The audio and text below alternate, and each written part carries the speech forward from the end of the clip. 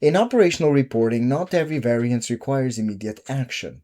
Often, a difference from your target simply means that you're operating within an expected healthy tolerance zone.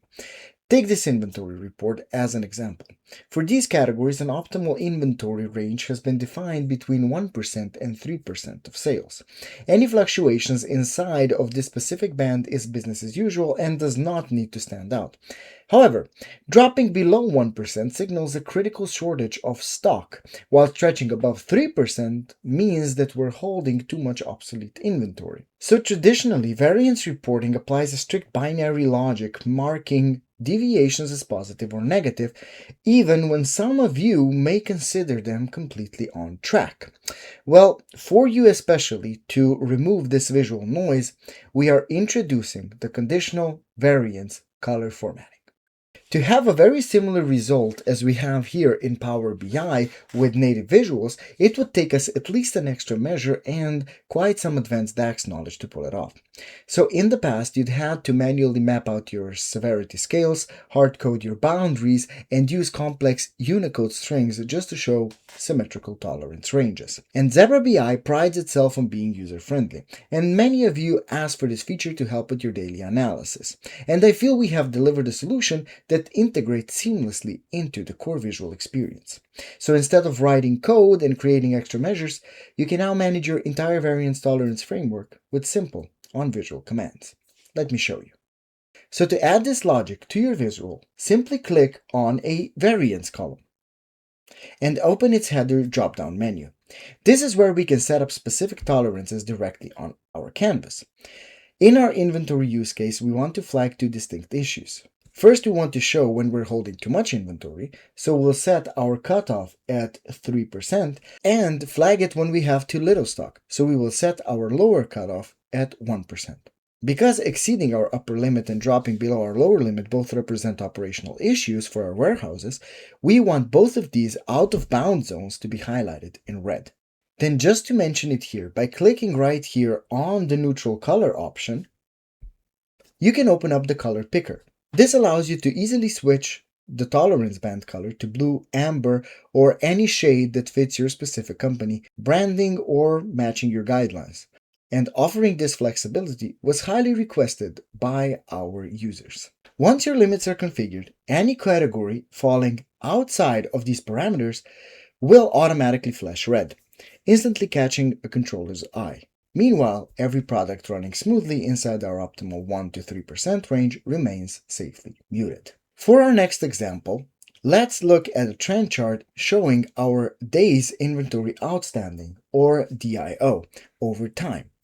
On the top chart, I have already created some custom variance logic to help focus our analysis. For a metric like DIO, managing changes in absolute days is critical.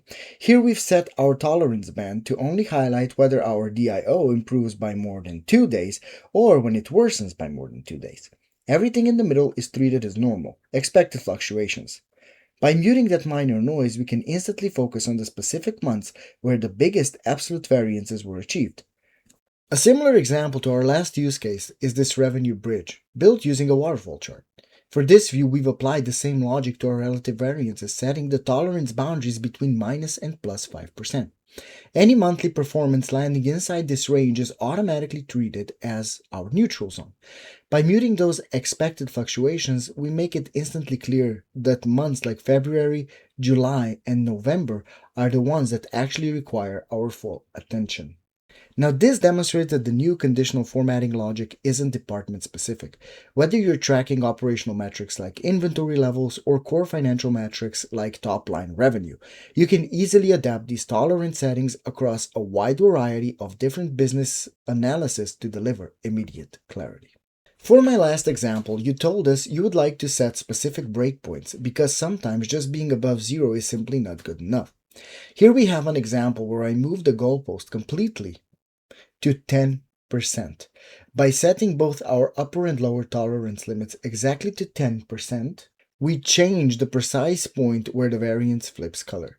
Now if a country grew by more than 10%, the variance turns green, and if they fail to reach that benchmark, even if their growth was technically positive, their variance is marked in red. So why is this so helpful? While in a high growth market or aggressive sales campaign, evaluating performance against a flat zero line can create a false sense of security. If your baseline market grows at 8%, the country growing at 2% is actually losing market share, even though their standard variance looks green. By shifting the zero mark to align with your actual strategic targets, you prevent underperformance from hiding behind the positive number. It ensures that your visual cues match your real business expectation, telling you instantly who is truly hitting the mark and who is falling short. Now for a quick disclaimer. This new flexibility is not strictly in line with IBCS standards, and some of us IBCS professionals would even consider it a bad practice. But at Zebra BI, we understand the will of the people. As you saw, by default, our visuals still completely abide by the rules and recommendations of IBCS out of the box.